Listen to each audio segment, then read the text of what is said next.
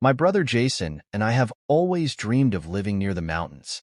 A few years ago, we finally moved to Colorado. The problem was that neither of us had enough money to rent a house on our own, so we decided to split the rent on a house in the suburbs of Denver. Our house was only 10 to 15 minutes away from a huge mountain range, which was perfect for us. But we soon realized that the nearby hiking and camping trails were always very crowded. At any time of the year, it was full of people and tourists, making it difficult to find a moment of peace and quiet. It was then that Jason had a brilliant idea. What if we went on a 3-day backpacking trip? He suggested. The idea was to get away from the popular trails and find a quieter place. I agreed and let him plan everything. A few weeks later, we were ready. We loaded our backpacks into the car and drove to the trailhead. When we arrived, there was only one other car parked there. An old, dusty SUV that looked like it had faced a rough road. "It seems like hardly anyone comes around here," Jason said, with a smile on his face. And so, we began our adventure. With each step we took, we felt closer to the peace we so desired. We were away from the crowd, just us and nature. It was an unforgettable trip, where we finally found the tranquility we were looking for. On the first day of our backpacking adventure, we hiked 8 miles. Most of the way was flat, which made it a lot easier. But when we got to the last few kilometers, we started climbing a mountain, and it was quite tiring. Jason said the place we would camp would be amazing, so I continued, even though I was tired. When we got about 3/4 of the way up the mountain, we found a flat spot right next to the cliff. The view was wonderful. I could see the whole valley below, and the sun was starting to set. It was a breathtaking scene. After enjoying the view, we started to set up our tents. We gathered some sticks and stones to make a fire. When the fire was lit, we sat around it and started talking. I don't even know how long we stayed like that, but it was for about 2 hours, just talking and enjoying the night. Suddenly, we heard something on the trail. We remained silent, paying attention. We hear footsteps coming towards us. A minute later, a man appeared, stepping out of the darkness and into the light of our fire. He was not using a headlamp, which is essential for anyone hiking or camping at night. Things got a little awkward, and we stayed tuned to see what would happen next. As we stood around the campfire, we heard footsteps on the trail. A man appeared from the darkness and approached us, with a strange smile on his face. Jason stood up and asked, "Hey, do you need anything?" The man, still smiling, said he was a ranger and had been following us for a while. He explained that this part of the trail was closed and that we shouldn't be there. But Jason and I knew something was wrong. The park was open, and we had gotten permits to camp there the day before. Furthermore, rangers would not appear in the middle of the night on the mountain. I could see that Jason was just as confused as I was. We tried to ask the man questions, but he interrupted us. "You two need to leave with me now. Pack your things and follow me. I'll take you back to the trailhead." We stood there in silence for a moment, realizing something was very wrong. The man was still near the fire, smiling in that strange way. Jason finally said, "No, let's stay here." The man looked at us one more time, still with that smile, and then simply turned and walked away. Scared, we didn't say anything for a few minutes, just listening to see if he would return. When we realized we were alone again, we grabbed more dry sticks and lit the fire. Neither of us could sleep. We stayed up all night, listening for any sound. During the night, Jason and I tensed, hearing what sounded like footsteps in the dark, but the strange man never returned. When the sun finally started to rise, we decided it was best to cut our trip short. We quickly packed up and headed back down the trail to our car. Upon arrival, we saw that the same dusty SUV was still there. This made us wonder if the other hiker had encountered the strange man like us. Was he okay? We decided to tell the police everything, but in the end, they found nothing. We knew the man was lying about being a ranger, and the fact that he was trying to get us out of the forest in the middle of the night meant he was planning something horrible. We just didn't know what. After that scare, I became more cautious. I used to go camping with my college friends, but after we graduated, we could never coordinate our schedules to go together. So I started camping alone. One of my favorite places was a remote location that our friends always liked. I decided to go back there as I knew it would be peaceful. I arrived at the location without any problems and set up my camp. As I was organizing my things, a man appeared. He looked like an ordinary hiker, but he only had a small backpack, no tent or camping gear. This made me suspicious. Why would anyone come here without camping gear?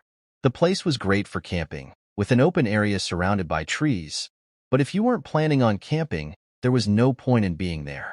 I stayed alert, remembering what had happened to Jason and me. I continued watching the man, without letting my guard down. The silence of the forest seemed more intense, and I was prepared for anything. Experience had taught me to be cautious, and I was not about to go through another scare. When I was camping, I saw a man who looked normal, and I didn't think much of it. Maybe he just wanted a quiet place to relax. He stayed on one side of the camp and I on the other. At around 6 o'clock in the afternoon, I left my tent to cook my food. It was then that I saw him come out of his tent.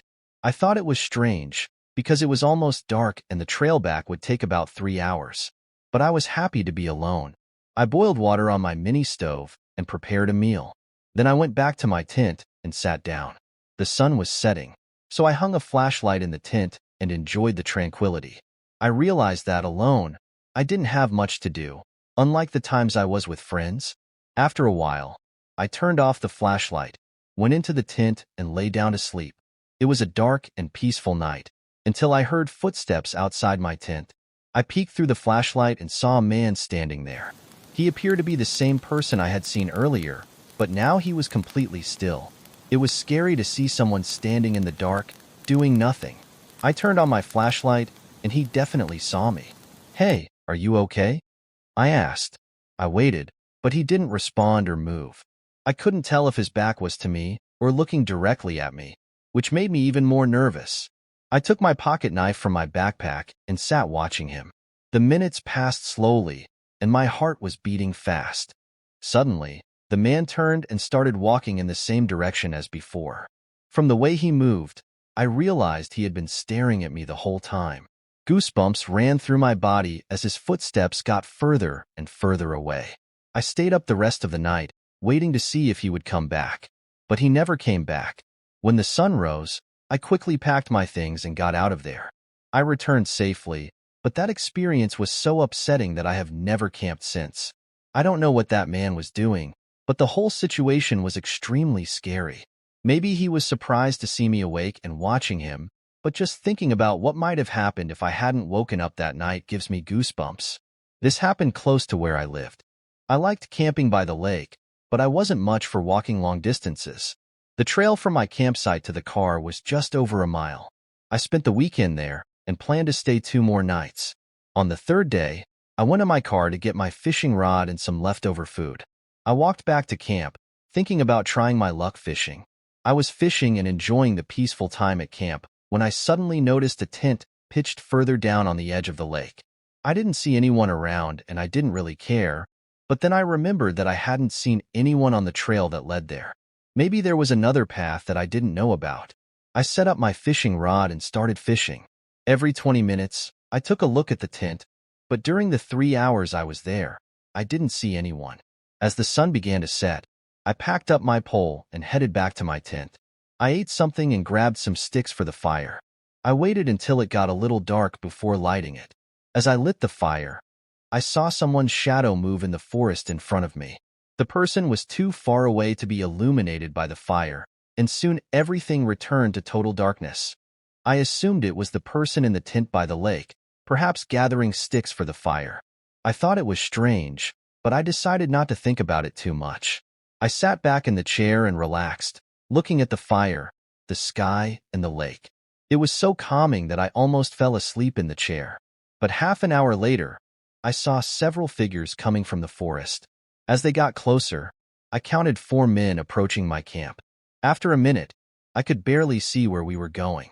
All he heard was our footsteps in the silent forest. We stopped, and I turned to face them. All my fears came to the surface. One of them grabbed something, and I instantly started running. My heart skipped a beat, but I tried to stay calm. I thought maybe they were just campers needing help. As they got closer, I saw that everyone looked to be in their 30s or 40s and had serious expressions. I got up from my chair and nervously asked what they needed. No one answered. 2 of them went straight to my tent, while the other 2 pushed me to the side. At that moment, I realized I was being robbed.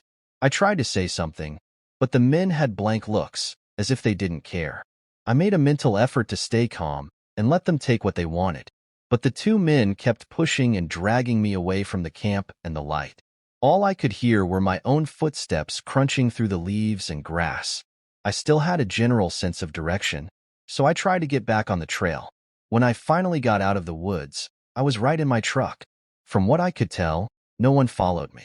I reported the case to the police, but almost all of my things were stolen, and there were no clues as to who they were. What they were dragging me into the woods to do is probably obvious, so I guess I was very lucky to have escaped with my life.